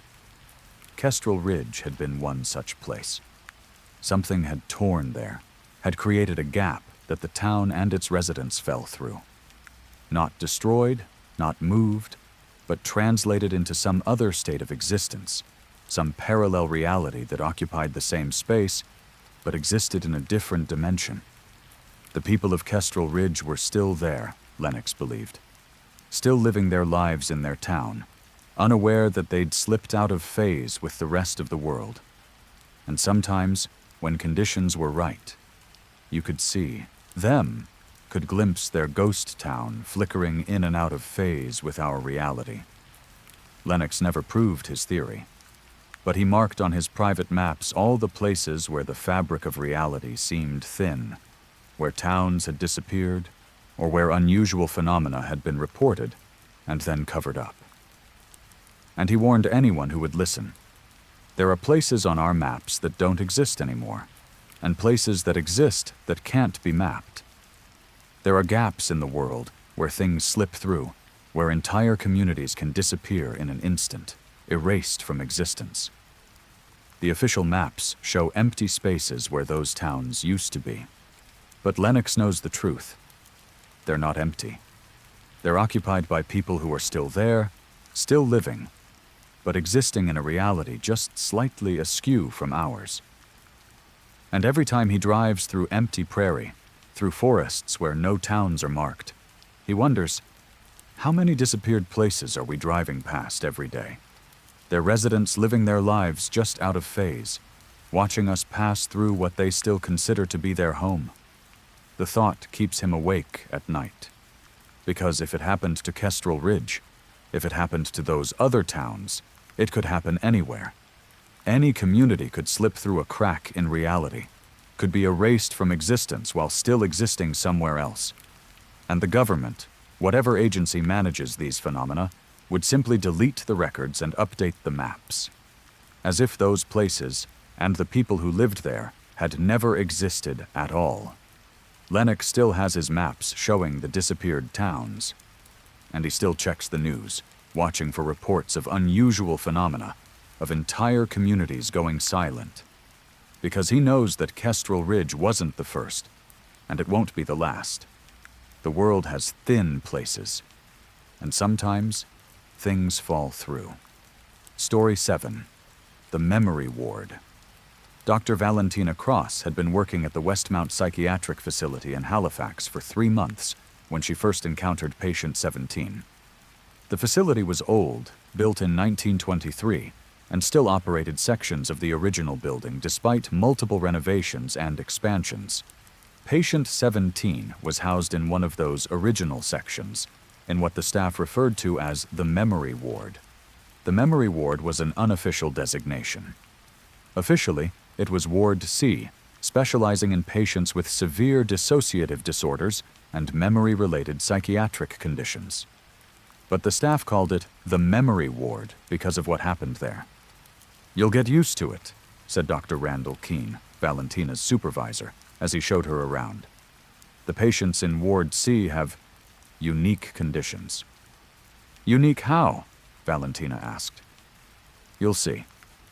Patient 17's file was remarkably thin, considering she'd been a resident at Westmount for over 40 years. Her real name was listed as Elodie Arsenault, admitted in 1959 at age 23. The admission notes described her as suffering from extreme dissociative fugue and delusional identification. What struck Valentina was that there were almost no progress notes. For 40 years, different doctors had seen Elodie, but their notes were sparse, often contradictory, and many doctors had requested transfers away from Ward C after only brief tenures. Valentina met Elodie on a Thursday afternoon. The woman sat in a common room, staring out a barred window. She looked to be in her early 80s, which was correct for someone admitted in 1959. But her eyes were sharp, alert, tracking Valentina as she approached. "Hello, Elodie," Valentina said gently. "I'm Dr. Cross. I'll be overseeing your care." Elodie studied her for a long moment. When she spoke, her voice was surprisingly strong, with only a faint French accent. "Which one are you?" Elodie asked. "I'm sorry?" "Which one of my doctors are you? I've had so many. They all blur together after a while. Or maybe they don't blur together. Maybe I'm the one doing the blurring." Valentina sat down across from Elodie, intrigued. "Can you tell me why you're here, Elodie?" The old woman smiled sadly. "Because I remember things I shouldn't remember. Because I live in other people's memories, and they live in mine. Because what happened to me in 1959 broke something in my head, and I've been leaking ever since." "Leaking?" "My memories leak into other people. Their memories leak into me. In this ward, we're all leaking into each other. That's why they keep us here, separate from the rest of the facility. We're contagious." Valentina made notes, recognizing classic delusional thinking. But something about Elodie's calm, matter-of-fact delivery was unsettling. Over the following weeks, Valentina spent increasing amounts of time in Ward C, interviewing the patients. There were 11 residents in total, ranging in age from their 30s to their 80s. All of them described similar experiences, memories that didn't belong to them, knowledge of events they couldn't have witnessed, awareness of other people's thoughts and experiences. Patient 9, a man named Tobias Kent, described it as wearing other people's lives like clothes. Patient 3, a young woman named Iris Volkov, said it felt like being a radio picking up too many stations at once. Valentina noticed something else strange. The staff in Ward C rotated frequently, never staying for more than a few months. When she asked why, the nurses exchanged uncomfortable glances. "You'll understand soon enough," said one nurse, Shonda Graves. "It affects everyone who spends too much time there. You start remembering things that never happened to you, dreaming other people's dreams. It's better not to get too attached." Valentina thought this was nonsense until it happened to her. She was reviewing files in her office one evening when a memory surfaced that wasn't hers. She was suddenly 8 years old, standing in a kitchen she'd never seen, watching a woman who wasn't her mother making soup. The memory was vivid, complete with smells and sounds and emotions. She could taste the soup, could feel the warmth of the kitchen, could recall the conversation with perfect clarity. But it had never happened to her. Disturbed, Valentina mentioned the false memory during her next session with Elodie. The old woman's expression grew sad. "You remembered making soup with your grandmother," Elodie said. "In her kitchen in Lunenburg. She made fish chowder every Saturday." Valentina felt her blood run cold. "How did you know that?" "Because that's my memory," Elodie said quietly. "It was mine, and now it's yours too. I'm sorry. I can't control it anymore. None of us can." Valentina tried to rationalize it. Coincidence, or perhaps Elodie had mentioned it before and Valentina had forgotten. But more memories came, each one clearly not her own, each one belonging to one of the patients in Ward C. She remembered being a soldier in World War I, though she'd been born in 1972. She remembered giving birth to children she'd never had. She remembered dying in a car accident in 1987, though she was still alive. The memories weren't replacing her own.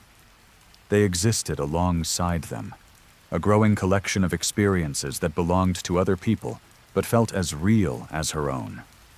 Desperate for answers, Valentina dug deeper into the facility's history.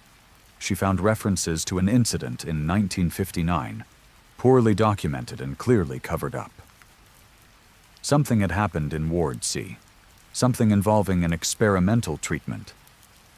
She finally found the truth in a locked archive in the basement, in files that should have been destroyed decades ago. In 1959, a doctor named Cornelius Ashford had been conducting experiments in Ward C, attempting to treat severe trauma by transferring memories between patients. His theory was that if traumatic memories could be shared, their impact would be diluted, distributed across multiple minds. He'd developed a procedure involving electroshock therapy, sensory deprivation, and experimental drugs. He'd performed it on 12 patients simultaneously, including Elodie Arsenault. Something had gone catastrophically wrong. According to the report, written by a Dr. Ingrid Sørensen, who'd investigated the incident, the patient's memories had indeed transferred. But they hadn't stopped transferring. The boundaries between their minds had dissolved. They began experiencing each other's thoughts, feelings, and memories in real time. Worse, the effect was contagious. Staff members who spent too much time with the affected patients began experiencing the same symptoms. The dissolution of mental boundaries spread like a disease. Dr. Ashford had quarantined the affected patients in Ward C and implemented strict protocols, limited exposure time for staff, rotation of personnel, isolation of the ward from the rest of the facility. It had contained the spread, but the affected patients could never be cured. Their minds were permanently entangled, their memories forever shared. Dr. Ashford had disappeared shortly after submitting his final report. Some said he'd committed suicide.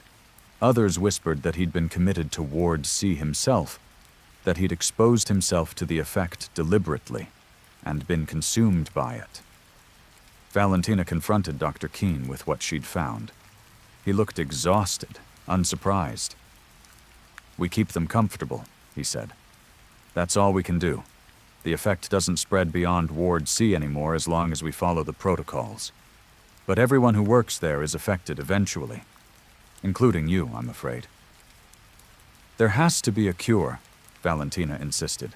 "Some way to restore their individual identity, to separate the memories." 70 years of doctors have tried," Keene replied. "The patients don't want to be separated anymore. They're a collective consciousness now. Separating them would be like cutting off parts of their identity. Would you want someone to remove half your memories, half your experiences, Because those memories originally belonged to someone else? Valentina returned to Ward C that evening. She found Elodie in the common room, along with several other patients. They sat in a circle, not speaking, but clearly communicating in some way Valentina could almost perceive. "I'm sorry this happened to you," Elodie said, looking up as Valentina approached. "We don't mean to share, it just happens. You spend time with us, and the boundaries dissolve. You become part of the collective." "What's it like?" Valentina asked. "Living with everyone else's memories?" "Lonely and crowded at the same time," Elodie replied. "I remember my childhood, but I also remember 11 other childhoods. I remember falling in love, getting married, having children, but I never had children. That was Marianne." She nodded toward another patient. "I remember dying, but I'm still alive. I remember being born in 1936, 1945, 1952, 1973. I am all of us, and we are all each other." Over the following months, Valentina continued working with the Ward C patients, despite knowing the effect was progressive. She experienced more of their memories, until she could no longer distinguish which experiences were originally hers.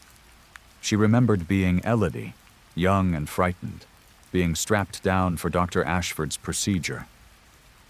She remembered being Tobias, screaming as his mind opened and other thoughts poured in.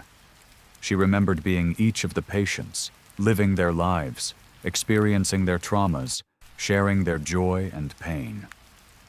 And she understood, finally, what Dr. Keene had meant. The patients weren't suffering from a disease. They'd become something else, something beyond individual human consciousness.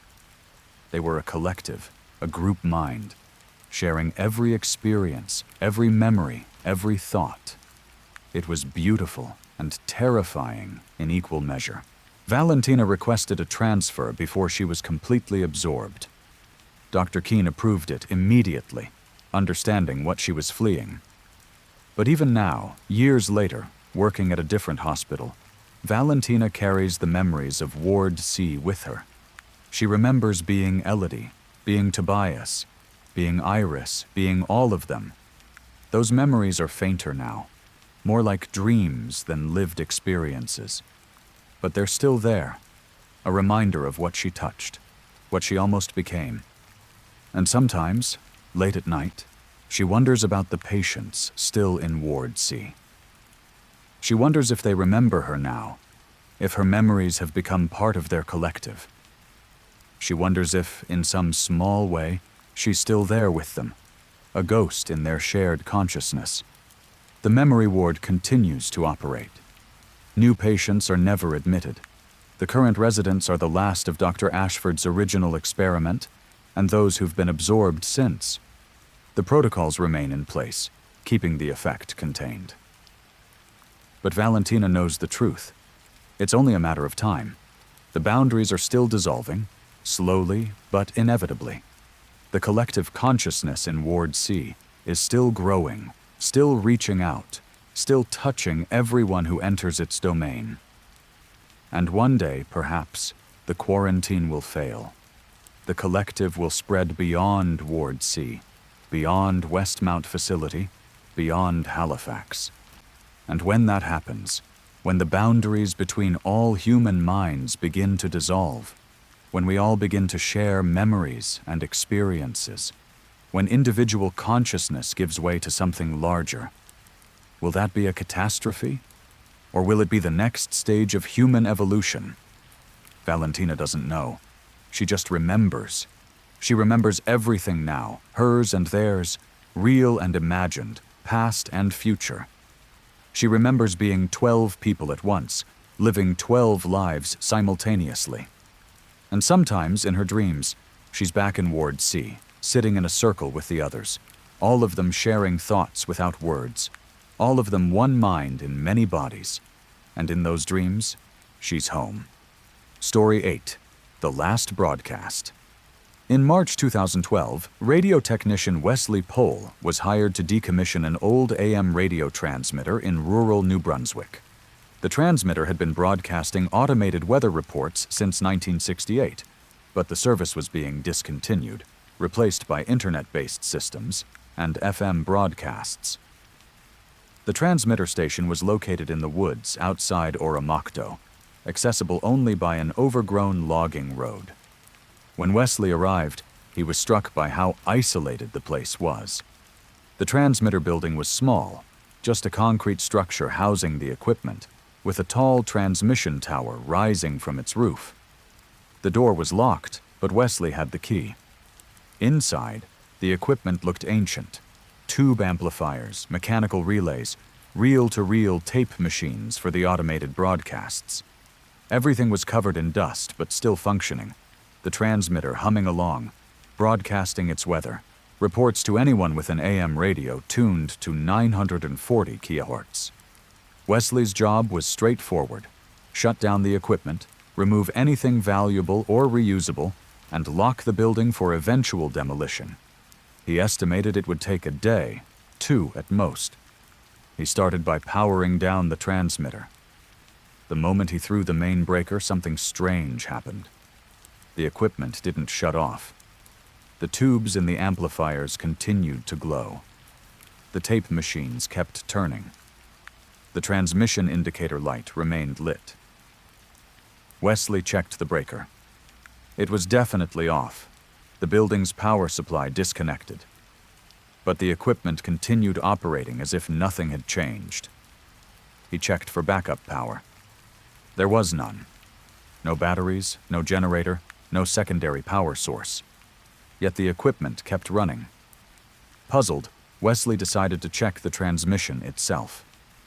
He pulled out a portable AM radio and tuned to 940 kHz. The weather broadcast was still playing, the mechanical voice reading out temperatures and conditions for various New Brunswick communities. But as Wesley listened, he noticed something odd. The weather information was out of date. The broadcast was giving readings for February 15th, 1987, 25 years in the past. Wesley checked the tape machines. They were playing a loop, but the tape was so old and degraded it should have fallen apart years ago. Yet it continued to play. The magnetic information somehow preserved despite the physical deterioration of the medium. He tried to manually stop the tape machines, but they wouldn't stop. He tried to disconnect them from the transmitter, but as soon as he removed one cable, the transmission continued anyway, as if the physical connection wasn't necessary anymore. Growing frustrated, Wesley decided to try a more drastic approach. He started removing the tubes from the amplifiers, the very components that generated the radio signal. He removed all of them, leaving the amplifier chassis empty. The transmission continued. This was impossible. Without tubes, the amplifier couldn't function.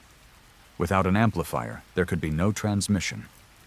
Yet when Wesley checked his portable radio, the broadcast was still there, clear and strong. He sat down in the dusty control room, staring at the equipment. This defied every principle of electronics he knew. The transmitter was operating without power, without tubes, broadcasting information from 25 years in the past. Wesley made a decision. He'd monitor the broadcast, try to understand what was happening before he reported this to his supervisors. He set up his radio to record and settled in to listen. The weather broadcast repeated on a 4-hour loop. Wesley listened to it cycle several times, noting that the information never changed. Always February 15th, 1987. Always the same temperatures, the same conditions, the same mechanical voice.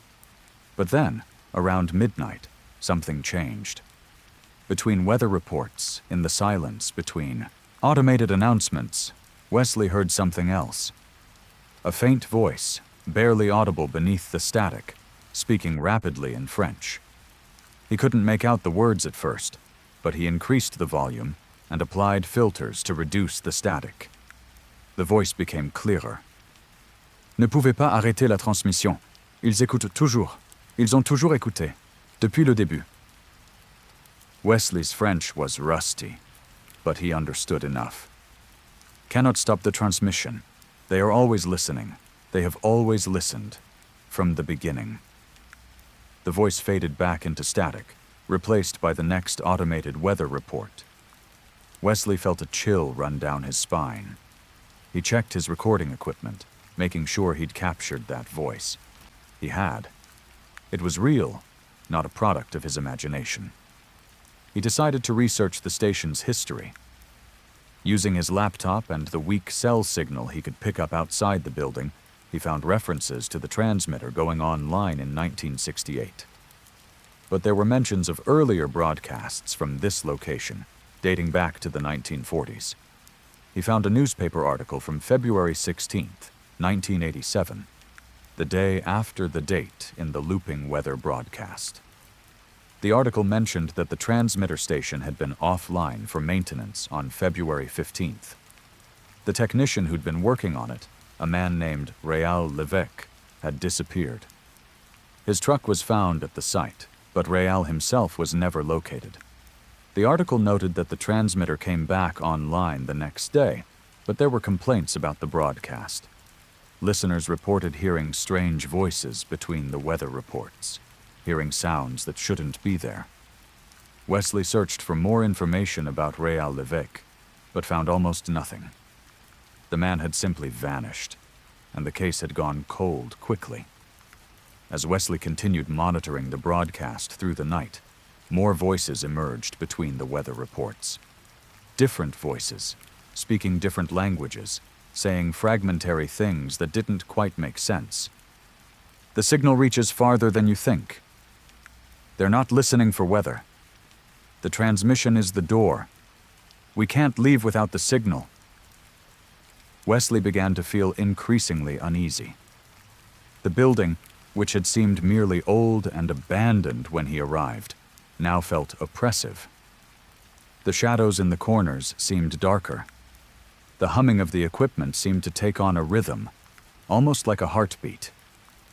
Around 3 a.m, the automated weather broadcast stopped mid-sentence. The mechanical voice cut off, replaced by silence. Then a new voice came through, clearer than the others. "Wesley Pole, you shouldn't have come here." Wesley jumped to his feet, his heart hammering. The voice knew his name. How could the broadcast know his name? "The transmission cannot be stopped," the voice continued. "It has been going since the beginning, since before the equipment was built. The equipment just gave it form, gave it a way to reach out." "Who are you?" Wesley demanded, though he knew the radio couldn't hear him. But impossibly, the voice answered. "We are everyone who has tried to stop the transmission. We are Réal. We are the others who came before. We are the signal now. We've been absorbed into it." Wesley grabbed his equipment and ran for the door. But when he tried to open it, it wouldn't budge. The lock had been open when he'd entered. Now it was sealed, as if welded shut from the outside. He tried the windows, but they were barred, and the bars were set in concrete too thick to break through quickly. "Don't be afraid," the voice from the radio said. "The absorption isn't painful. You'll become part of the signal, like us. You'll reach out across the world, touch every receiver tuned to this frequency. You'll exist everywhere at once, in every radio, every device capable of receiving our transmission." Wesley looked around frantically for another exit. There was none. The building had been designed to be secure, to protect expensive equipment from theft. Now it was a prison. He could feel something changing in the room. The air felt charged, like the moment before lightning strikes. The equipment began to glow brighter, the tubes he'd removed somehow back in place, shining with an intensity that seemed impossible. "We broadcast into the void," the voice continued, "and the void broadcasts back. Something hears us, Wesley. Something vast and distant and hungry for contact. It speaks through the signal. It's been speaking since the first transmission, since the first human voice was sent invisibly through the air. We just didn't realize we were being answered." Wesley looked at the transmission equipment with new horror. The transmitter wasn't just broadcasting, it was receiving. Something was using it as a conduit, reaching across whatever impossible distance separated its reality from ours. And everyone who'd tried to shut down that connection had been absorbed, had become part of the broadcast itself. "Your voice will join ours," the voice said. "You'll warn others like we warned you, but they won't listen. They never listen. And one by one, the signal claims us all."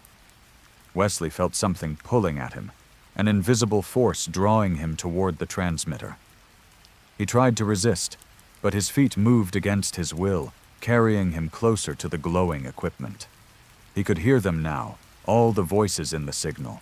Dozens of them, maybe hundreds, all speaking at once, all warning and welcoming and crying out across the electromagnetic spectrum.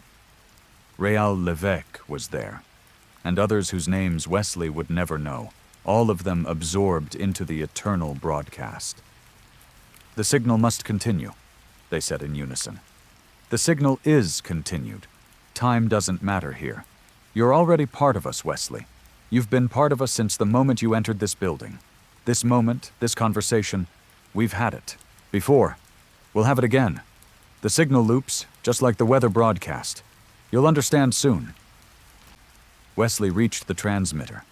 His hand touched the glowing tubes, and he felt himself coming apart, his consciousness dissolving into pure information, into waves propagating out into the world at the speed of light.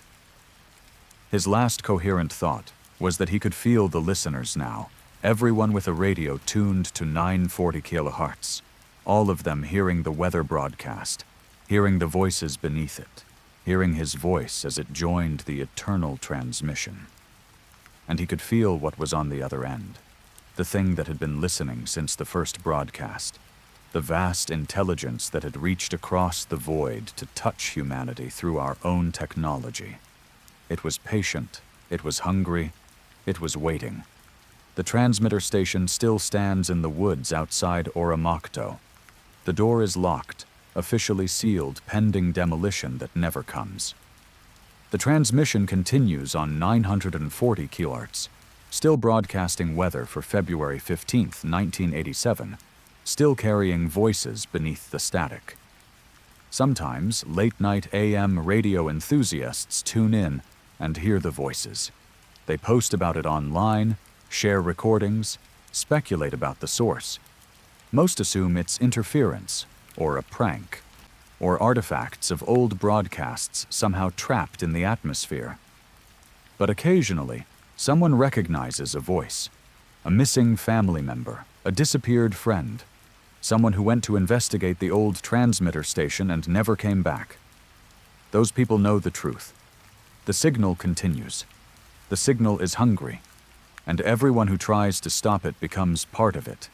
Another voice warning the next person, another consciousness absorbed into the eternal broadcast. Wesley Pohl's truck still sits in the station's overgrown parking area, slowly rusting. The company he worked for listed him as missing. But on quiet nights, radio hobbyists scanning the AM dial can hear his voice, warning them away from 940 kilohertz, telling them not to investigate, begging them not to make the same mistake he made. But the warnings are part of the transmission, part of the lure, because the thing on the other end understands human psychology. It knows that warnings attract the curious. It knows that mysteries demand investigation. And it's patient. It will wait forever, broadcasting its loop, collecting voices, slowly building a bridge between its reality and ours. One voice at a time, one absorption at a time, until the transmission reaches everyone, until we all become part of the signal.